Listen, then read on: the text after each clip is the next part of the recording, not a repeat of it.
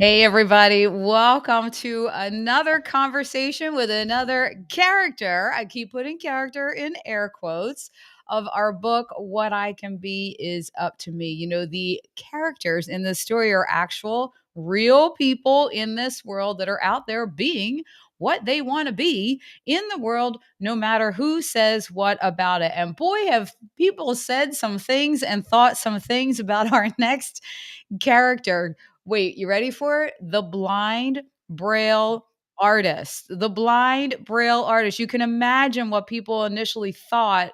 And I already know from talking with Clarke Reynolds very early on when he was had decided and believed in himself that he could make this career happen. And you can imagine the things that people said about how could you really be an artist and be visually impaired and incorporate braille in it. Well, braille and art is what Clarke has begun in this world. He has only just begun, and we're going to have such an exciting conversation today. But let's read Clarke's page in What I Can Be Is Up to Me.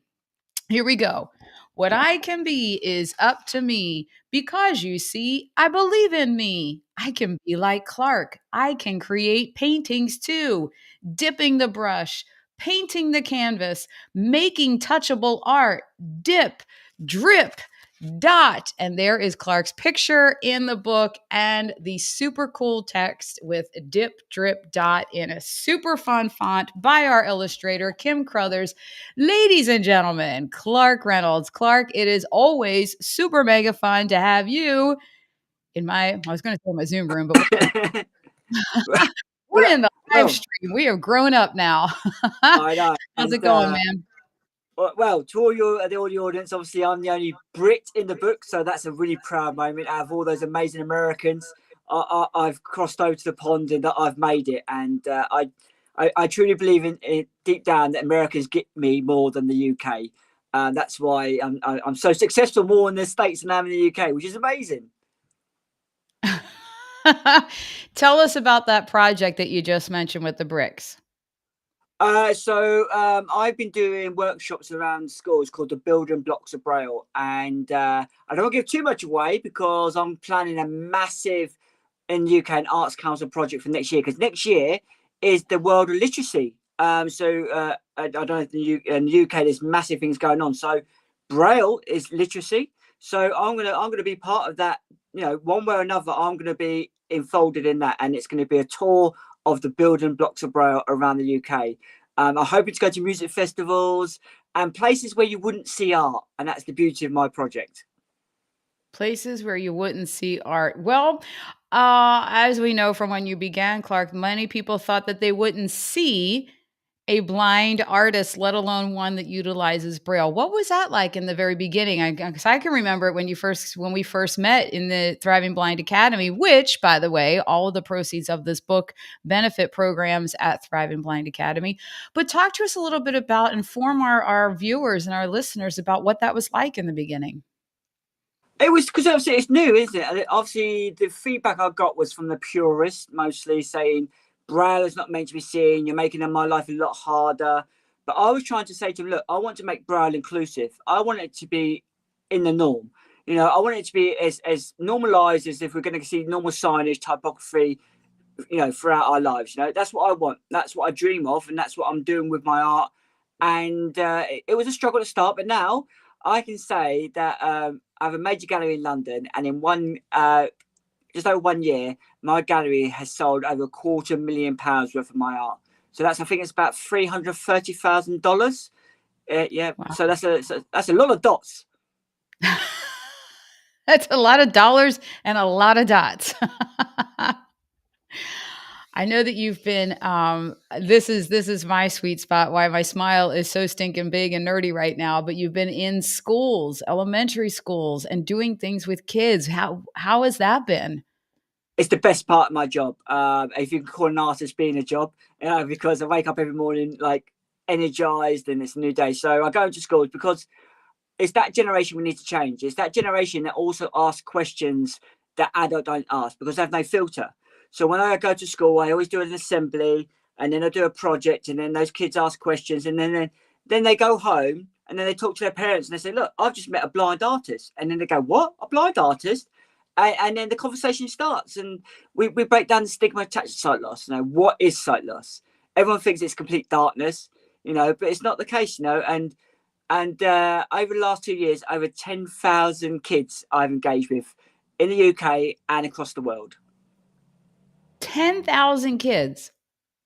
10,000 Wow. kids. And what's really, in the UK, there's a big award called the National Diversity Award. And I've just been shortlisted for the final of that award. So over 90,000 applicants. I've been whittled down to the top 9 of my category, which is the Disability Role Model of the Year award, which is huge. I mean, recognition just for what I do in the creative sector is massive, and it's only going to bring more power to the idea of Braille being used every day on toilets and menus and in school. So yeah, that's going to really help it. Wow. Clarke, remind me, where in the UK you're outside of London? Is that right? Just give people an idea of where you're coming from. So I'm from a place called Portsmouth. It's the home of the Navy. So a lot of your listeners maybe have people in the service. So when those big cruise ships come in, they actually dock at Portsmouth. My dad was in the Navy, so Navy boy, and it's literally the south of the UK in the middle. So there's a little place called the Isle of Wight, and Portsmouth is actually an island. It's a fact for you. It's the most densely populated island in the world per square footage. Yeah. I'm looking at your shirt, and I've already, said several times that you're the blind Braille artist. You're talking about all of this exposure you're giving folks to Braille. What do you say to the folks that are like, Braille's too hard to learn, we should just bypass it and do audio? Braille's just too hard. I think that the idea we need to bring Braille in the 21st century. I love my audio books. I don't go and get an audio Braille book because that's like reading War and Peace every day. I don't do that. I have my audio book when I'm doing my art and stuff. It's great. But I'm talking about proper use of Braille. Like Braille should be on every toilet door and not up here, like above your head. It should be by the handle by law. And it doesn't have to be small. I don't understand as a blind person why we're hunting around for something that's insignificant, so small. We can read Braille big. We can speed touch like you speed read. So make it big. Just give it color, make it part of the fabric of the building.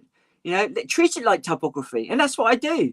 And that's the beauty of my Braille. It's not your small dots like hunting around. I make Braille fun and inclusive for everyone.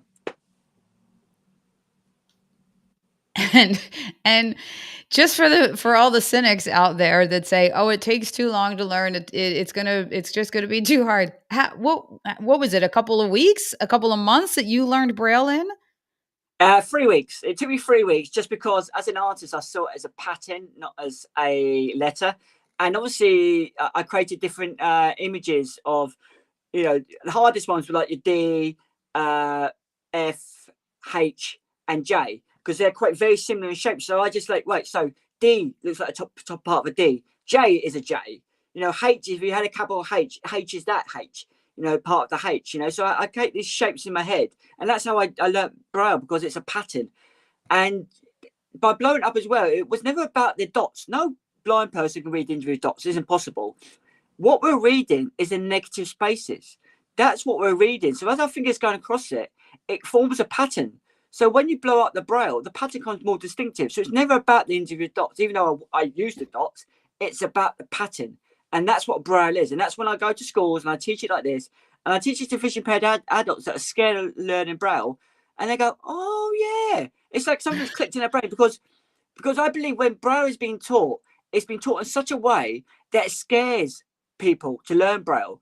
And it's like riding a bike. If you've got training wheels, so my big Braille is training wheels, and you learn about the pattern, then you can move down. You can go down the grades, as I say. You can go from 2 centimeter dots to 1 centimeter dots to the Braille dot, and then you learn the pattern, and that's key.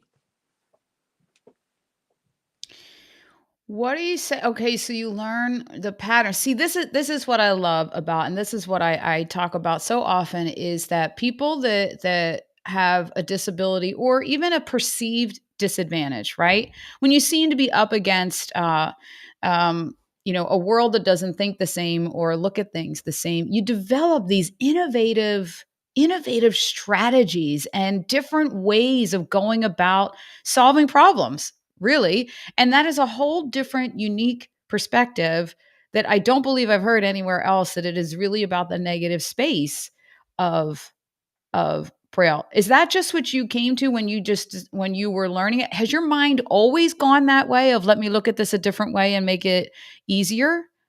I think so, because as an artist, it's all about problem solving. My degree was in model making, so it's all about jigs. You make your jig to make the job better. So as a blind person, I took that concept from my degree, making a jig to make my life better. So make the brow bigger to make my life better.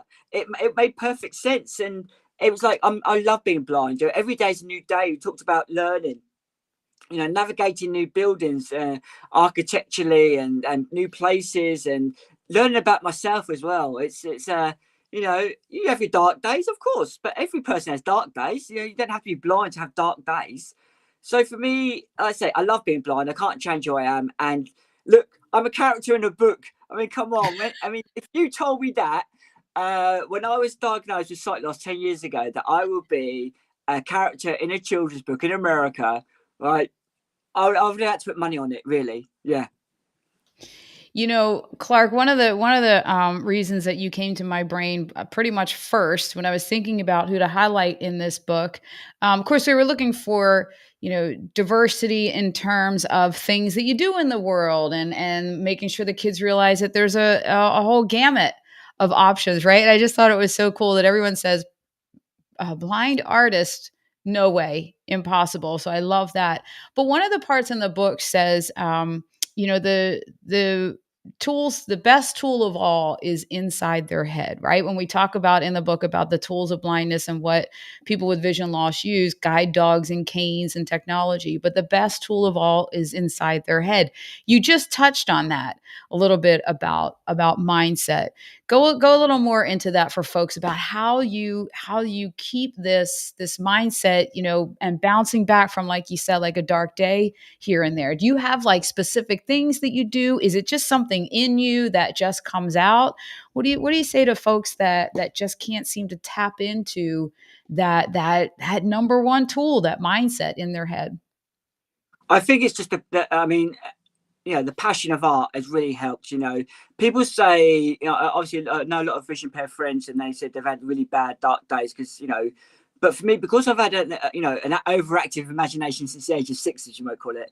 Yeah, it wasn't sight loss. Wasn't like, oh my god, I'm losing my sight. Right? It was like, right, how do I still become that artist that can't see? And that was my mindset. It was never about, oh god, I'm going blind. How do I make a cup of tea? How do I go from A to B?